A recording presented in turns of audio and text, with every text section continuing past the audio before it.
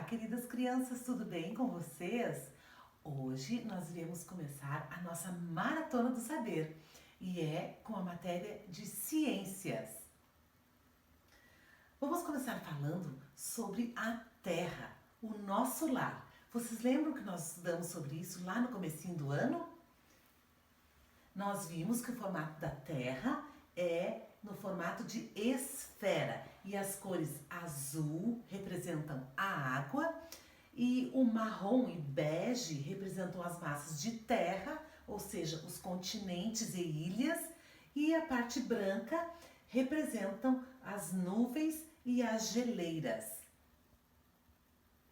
Nós sabemos também que a maior parte da superfície da Terra ela está constituída por água, não é mesmo? Você pode visualizar aqui. A maior parte, então, a parte azul é água e a maior parte da Terra, então, ela está constituída de água. Mas também apresenta, né, uma porção menos composta de terra. Nós também temos a atmosfera, que é uma camada de ar que envolve a Terra. Sem ela, nós não poderíamos viver aqui, pois através dessa camada de ar, nós respiramos e podemos viver. Nós, os animais, as plantas. Também lembrando sobre o dia e a noite. Nós temos o dia e a noite, né? A noite, ela é importante, assim como o dia também é muito importante para todos nós como seres vivos. Um fator importante é que sem elas não haveria vida. Veja, se tivéssemos somente o dia, será que nós estaríamos com bastante saúde? Será que nós conseguiríamos viver somente vivendo um momento de dia nesse mundo? Só sol, sempre sem poder dormir. Será que seria bacana para as nossas vidas? Não, né? Então, o dia é importante, mas a noite também é importante. Por que o dia é importante? Porque ele traz luz, traz sol. Nós sabemos que se nós vivêssemos somente de noite, também não seria bom para nós, e para as plantas e para o mundo inteiro. Então, os dois são muito importantes.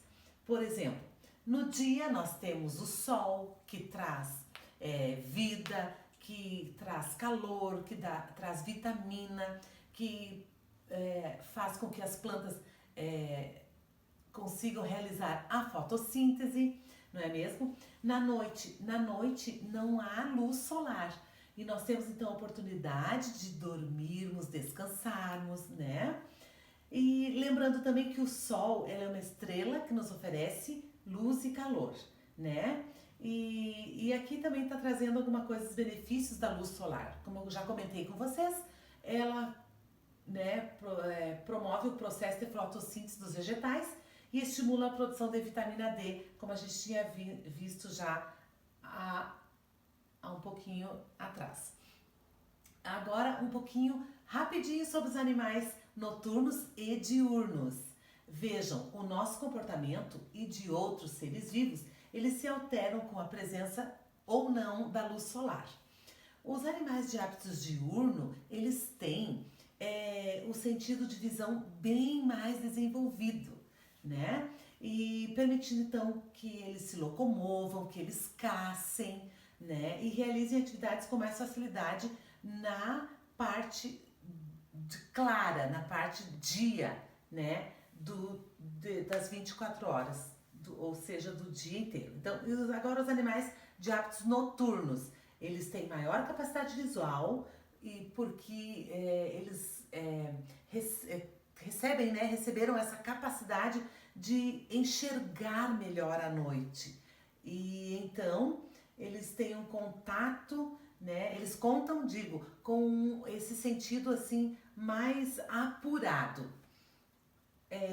Sobre a biodiversidade, vocês lembram dessa palavrinha? Biodiversidade. O prof falou para vocês que bio quer dizer vida, né? E diversidade são uma diversidade, ou seja, várias. E aqui nós temos um conceito de biodiversidade que é, para nós lembrarmos, um conjunto de espécies, seres vivos existentes em uma região. Então veja aqui, ó, várias espécies, né, que existem em algumas, no caso essas aqui, podem ser consideradas numa grande floresta, talvez. Então, biodiversidade é o conjunto de espécies de seres vivos existentes em uma região. O que a luz tem a ver com a biodiversidade?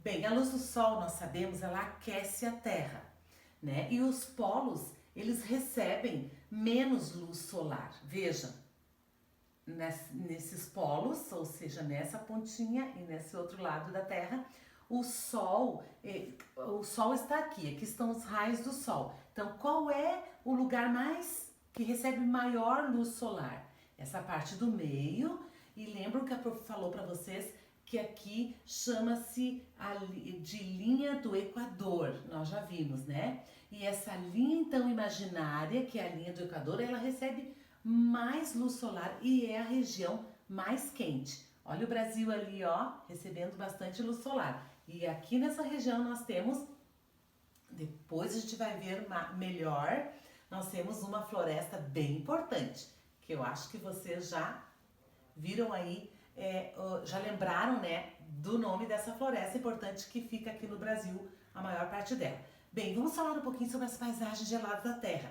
Olha quanto gelo! Pois é, essas partes mais geladas da Terra são aquelas partes em que o Sol chega bem pouquinho. Elas ficam então perto dos polos, estão, né, ali nos lugares mais frios da Terra, exatamente nos polos ou próximo dos polos. Elas têm dias curtíssimos, os dias são pequenos e as noites são longas. O inverno é muito rigoroso, muito frio lá e tem bastante neve. O verão passa bem rápido e apenas a parte de cima do solo descongela. Abaixo tem sempre gelo. Como não tem um tempo grande com sol, então o gelo fica por muito tempo ali. E essas regiões mais geladas, o solo fica congelado o tempo todo. Imaginem. Então, ali não tem plantas, né? E poucas espécies de plantas se desenvolvem ali. E nas florestas? As florestas. Olha que foto mais bonita. As florestas, elas encontram-se próximas à linha do Equador, é claro, aonde tem bastante sol. E elas são regiões onde recebe mais o solar, são mais quentes, tem bastante chuva, então as plantas crescem muito ali. E a grande variedade de vegetais e de animais ali também. O solo é rico, muito rico e ótimo para o desenvolvimento das plantas. E as folhas e frutos que caem no chão se transformam em um adubo natural que nós chamamos de humus. Lembraram? Muito bem. Agora sobre o deserto. Ele é bonito de se ver, né? Mas para morar lá é bem complicado também. Vejam as características do deserto. Pequena, muito pequena quantidade de água disponível. As temperaturas variam em 24 horas. Por exemplo, de dia, muito quente. À noite, temperatura às vezes até baixa de 0. Então, bem complicado de viver lá, né? O solo é bem arenoso ou rochoso, né? E não tem adubo, não tem água, não tem plantas, né? E certos animais vegetais passam por um processo de adaptação especial para viverem neste ambiente, né? E conseguir ali sobreviver nessa paisagem. Nós temos como exemplo cactos, né? Os camelos, lagartos, aranhas. Então, crianças, a Maratona do Saber recém está começando e ela vai durar durante toda essa semana. Se dedique bastante, faça todas as atividades com bastante atenção, estude bastante para acertar todas as questões e tirar uma nota muito especial nessa Maratona do Saber, que vai ser assim, ó, uma semana muito especial para nós do Colégio Adventista de Santa Maria. Um beijão para vocês e até amanhã!